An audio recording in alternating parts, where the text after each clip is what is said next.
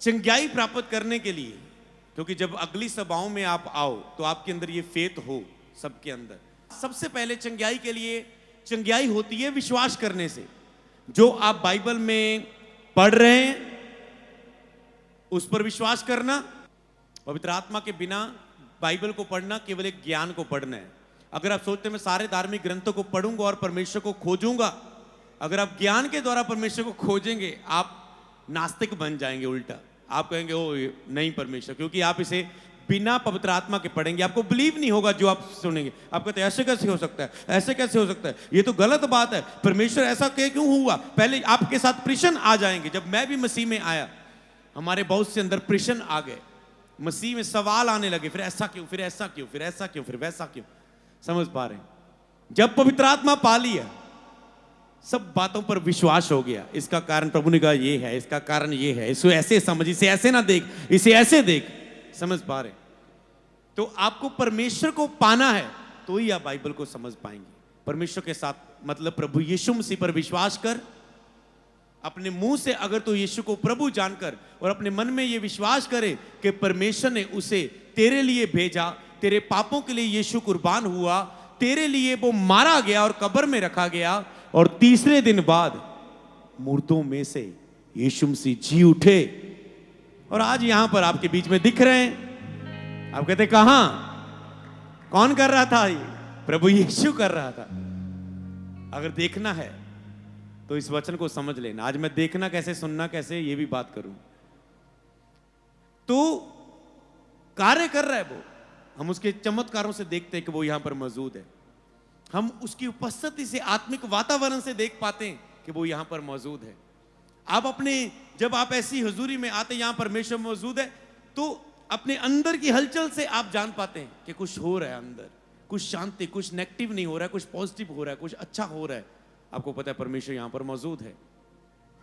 तो चंगाई प्राप्त करने के लिए सबसे पहले आप प्रभु यीशु पर विश्वास करें, उसे अपना प्रभु स्वीकार करें, अपना परमेश्वर स्वीकार करें और विश्वास और स्वीकार करें अपने पापों को कि मैं एक पापी हूं, मुझे मेरे पापों से माफी चाहिए। कई लोग मानते नहीं है, वो पाप करते रहते हैं, मानते नहीं मैं पापी हूं।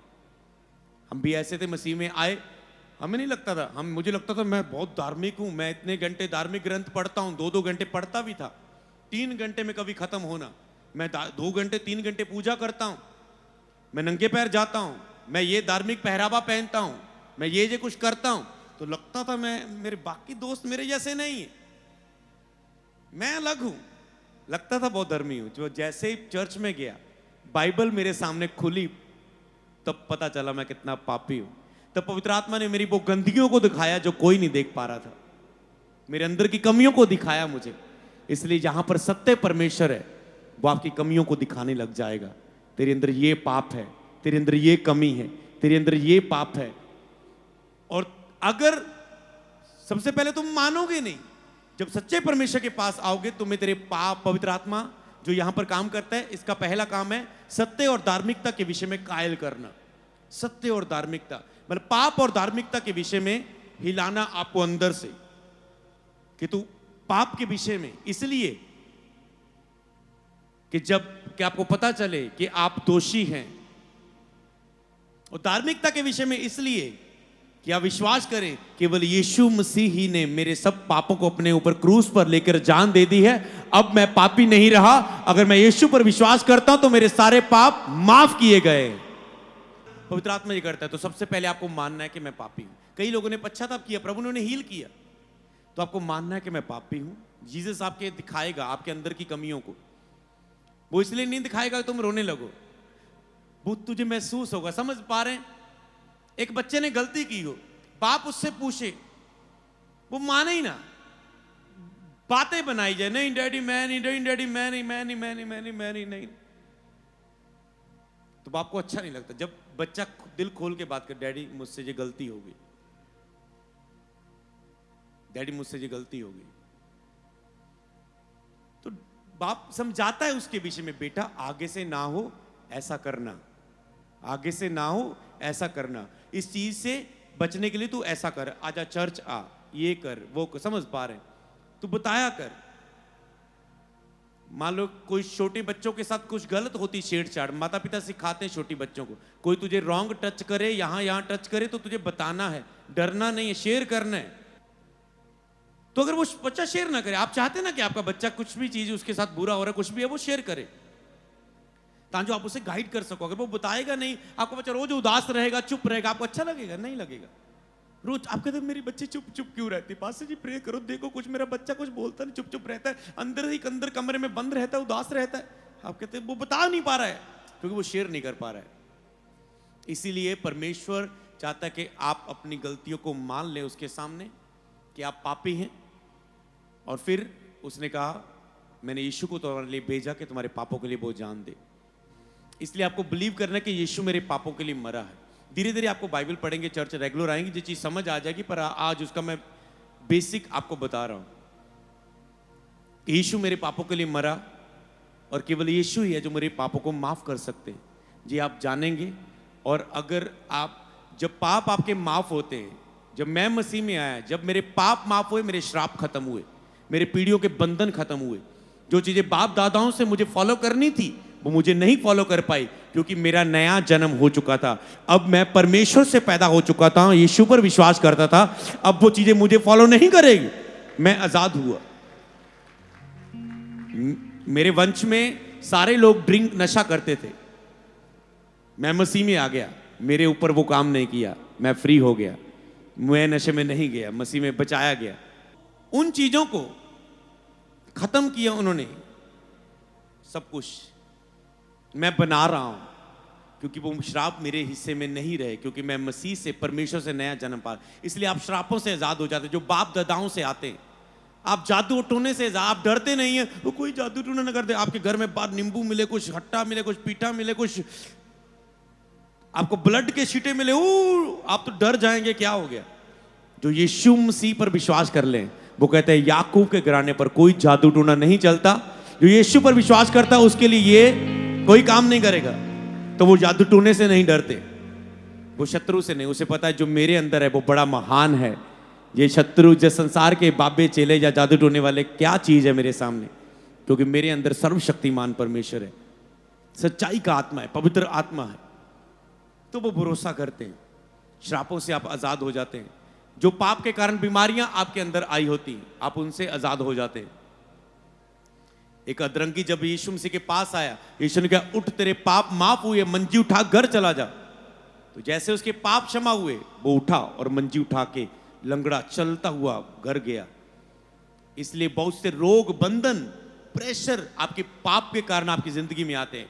पाप मतलब कि मनुष्य जो बोएगा सो किसने पढ़ी बाइबल? सो काटेगा। मनुष्य जो बोता है वो काटेगा। कनक बोओगे कनक काटोगे, झोना बोओगे झोना कटोगे। समझ पा रहे हो?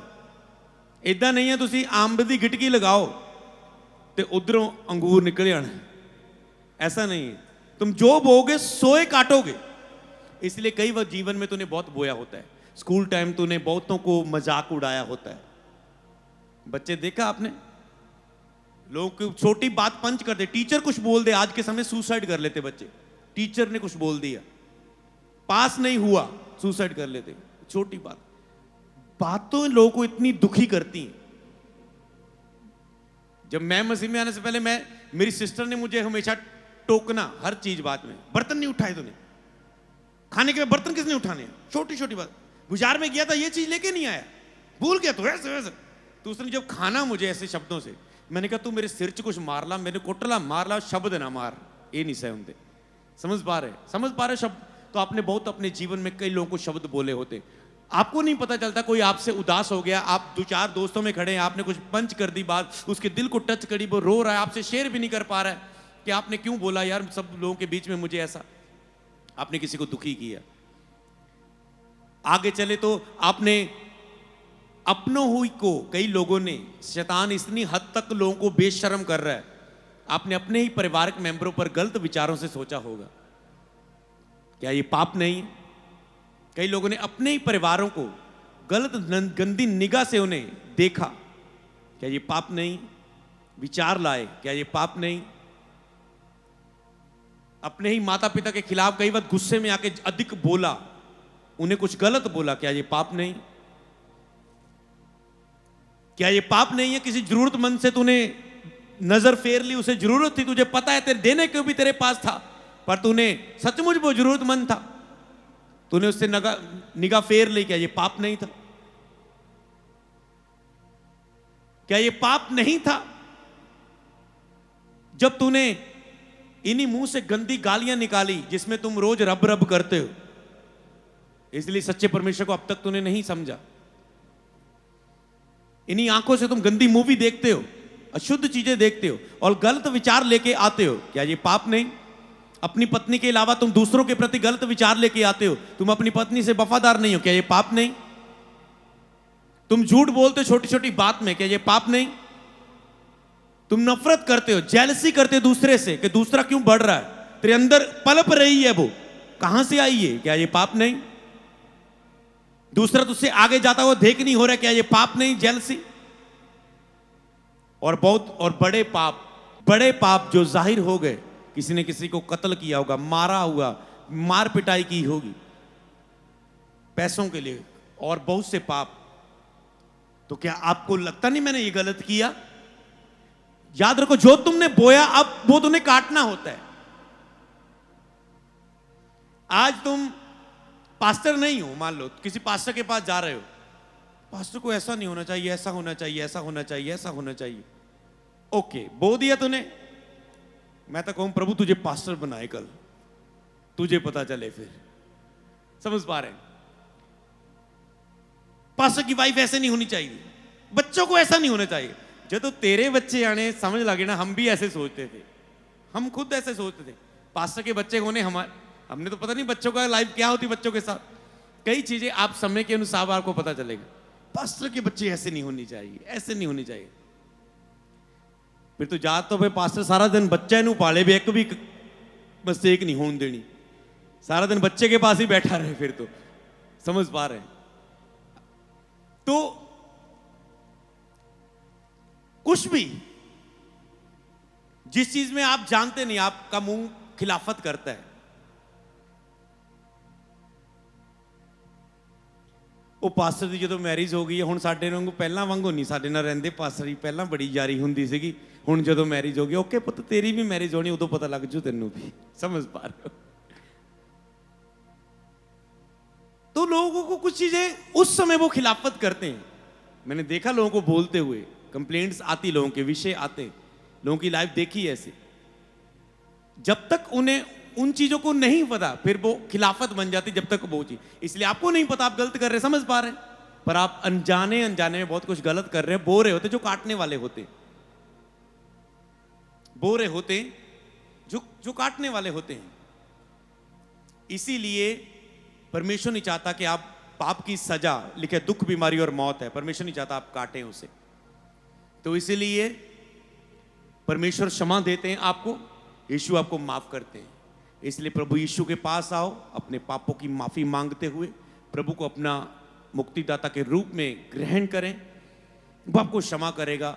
फिर जो आपने पाप में बोया है, जैसे ही आप बपतिस्मा लेते हैं, अगर मैंने प्रभु में ना आता, मुझे आज मैं बहुत कुछ काट रहा होता, गरीबी, संघर्ष, फेलियर, ठुकराया गया, बहुत कुछ होता। क्योंकि कपड़े वाले शोरूम में तो पहले पोछा लगाता था, शीशे साफ करता था, लोगों को आते थे कस्टमर, पानी देता, तो पहले लाइफ ऐसी चल रही थी। पर आगे क्या बनने वाली थी, वही पाप के असर के नीचे। पाप के असर ने मेरी स्टडी खत्म कर दी, पढ़ाई पर बैन लग गया, 3 साल +2 के एग्जाम नहीं दे सकता, सब कुछ शुरू हो गया था। और धन्यवाद, प्रभु ने जल्दी लाइफ में एंट्री मार दी मेरी। हाँ, एक सुंदर एंट्री, हीरो आता ना फिल्म में, ओ एक सुंदर एंट्री हुई जीसस की, सारे पाप मेरे माफ हुए, अब मैं आजाद हुआ, अब मैं डर के नीचे नहीं रहा, अब प्रभु ने मुझे आजाद कर दिया। पाप के असर से तो बचाया, पर धार्मिकता के फल मुझ में लगने लगे, धार्मिकता के फलों ने मुझे यहां तक ले आया। हालेलुया। मेरी गवाही आप सुन सकते हैं इंटरनेट पे, अमृत संधू मिनिस्ट्री यूट्यूब पर। तो समझ पाए, परमेश्वर चाहता है कि आपको वो माफ करे। तो इसलिए जितने भी लोग नए हैं, प्रभु के पास नहीं है, प्रभु से दूर है, परमेश्वर से दूर हैं, तो आप परमेश्वर के करीब आए।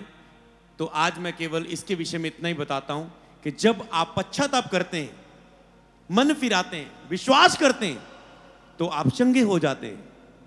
जैसे मैंने यीशु को जीवन दिया, बपतिस्मा लिया, पुरानी जिंदगी मर गई, पानी से बाहर आया, नया जीवन शुरू हो गया, तो सब कुछ बदल गया। एक शांति आने लगी, एक आनंद आने लगा जीवन में, हर सवाल का उत्तर आने लगा। और अब जब बाइबल मेरे पास में पढ़ने लगा, मैंने कहा अब हर सवाल का उत्तर है दुनिया में मेरे पास। लोग बिना उत्तर के पास रहते हैं, बाइबल पढ़ो, हर सवाल का उत्तर आपको मिल जाएगा, हर सवाल का उत्तर है। तो बस प्रभु यीशु मसीह पर विश्वास करे, तू और तेरा घराना बचाया जाएगा। अगर बाकी सिंपल पॉइंट को बोलूं तो आपको पहले अपने पापों से मन फिराना है, यीशु पर विश्वास करना है, आप बचाए जाते हैं। चंगाई के लिए आपको वचनों को पढ़ना है। लिखा है वचन, विश्वास वचन सुनने से बढ़ता है। आपको लगातार वचन पढ़ना है, लगातार वचन सुनना है, प्रचार को। जैसे लास्ट टाइम एक बंदा कहता है, किसी ने किसी को वचन सुनाया, वो नशों में था। जैसे उसने वचन सुना, उसे अच्छा लगा, यूट्यूब पर देखा, उसने सारे मेरी पुरानी वीडियोस खोल खोल के वचन सारे प्रचार सुन लिए और वो नशे से फ्री हो गया। हालेलुया। तो आप जैसे सुनते हैं वचन को, एक्टिविटी सारी खत्म हो जाती है, सारे शत्रु और पाप की सामर्थ्य आप में से टूट जाती है।